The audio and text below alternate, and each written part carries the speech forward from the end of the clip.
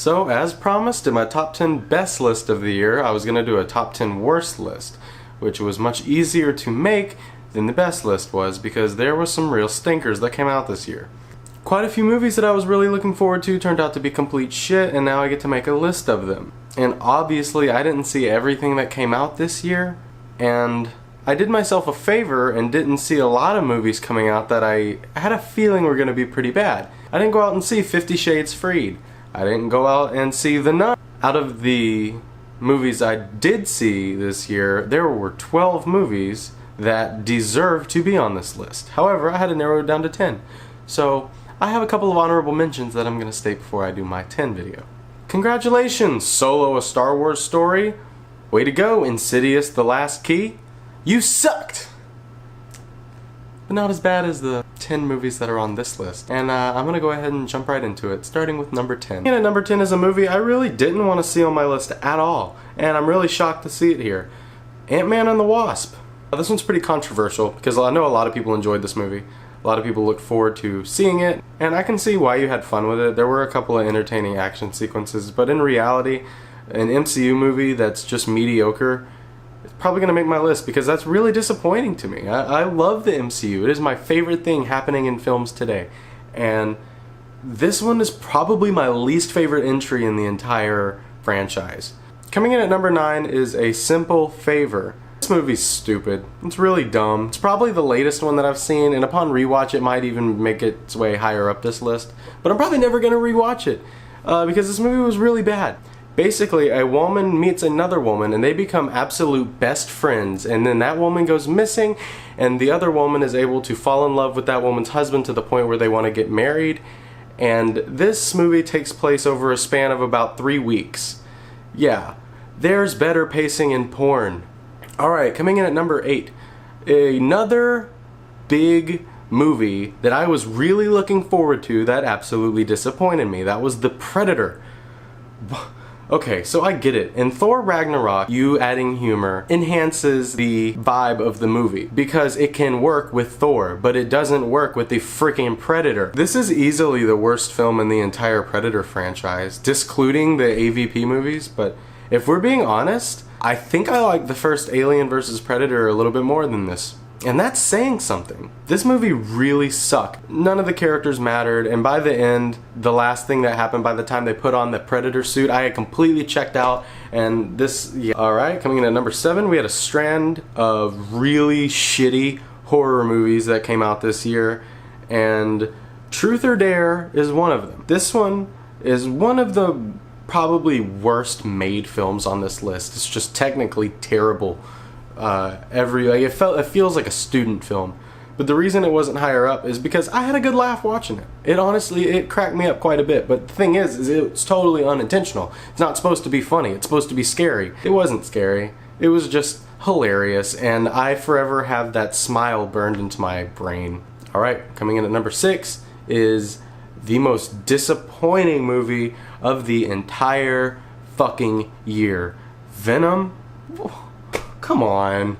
I mean, Spider-Man is my favorite superhero, and Venom is my favorite Spider-Man villain. So, why would you make a movie about Venom without Spider-Man in it? Why would you make it rated PG-13? And why don't you put Carnage in it?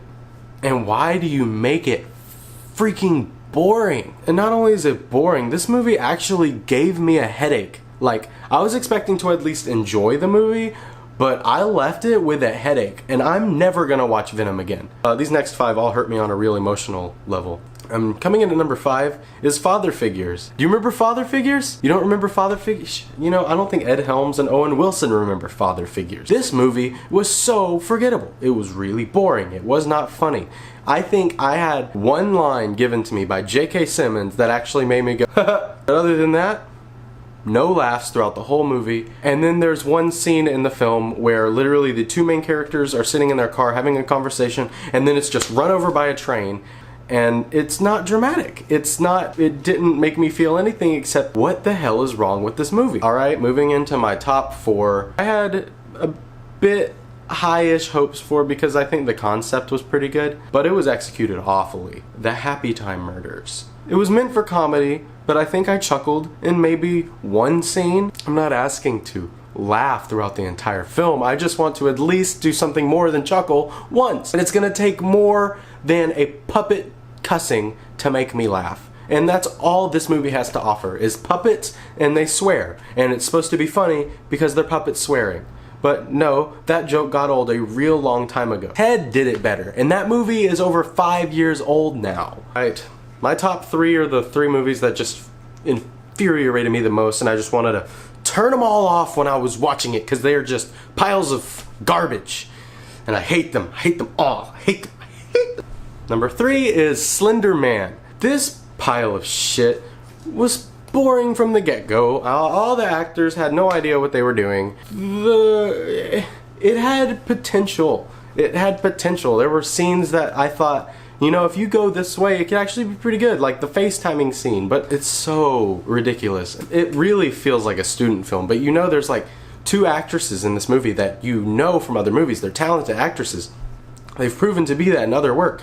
But they kill off all the actresses in order from most talented to least talented. So you end up following the characters that you just don't care about. But in reality, you don't care about any of them from the start. And this movie is going to be forgotten and never watched again. Okay, number 2 and number 1. I hate for 2 completely different reasons. They could both be number 1, honestly, because they're both retarded and stupid and awful. I think I'm gonna put Overboard at number 2 because, wow, this one was really cringeworthy. Like, have you ever watched a movie that's just so genuinely terrible and cringe-inducing that you can feel the acne on your face growing because of the stress that it's causing you? This is what I felt watching this movie. They think that switching the genders of the original film is gonna make it new and refreshing, but it's not new or refreshing. It just comes across as lazy. And this whole film is lazy. There's no real jokes that hit. You don't care about any of the characters. None of them are likable, and they prove that from the very beginning. The kid actors in this movie are worse than the adult actors, which are already terrible.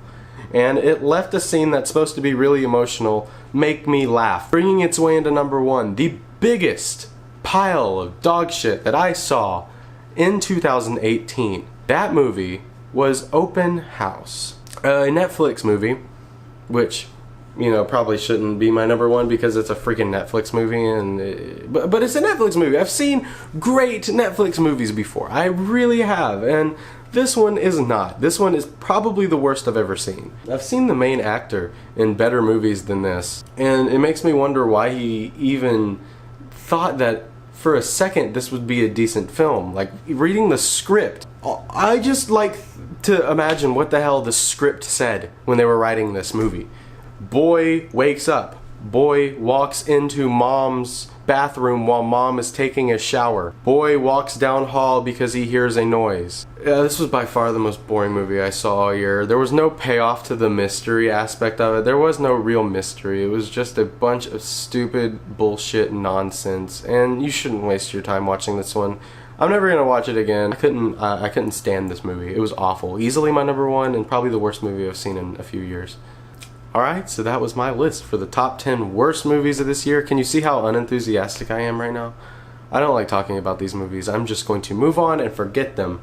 I'm going to pretend like I never saw them now. I don't have to talk about them ever again. Alright, now I look forward to making my video of my top 10 anticipated movies of 2019. And I'm going to do that one with Hannah. So, yeah, tune in for that one in the future.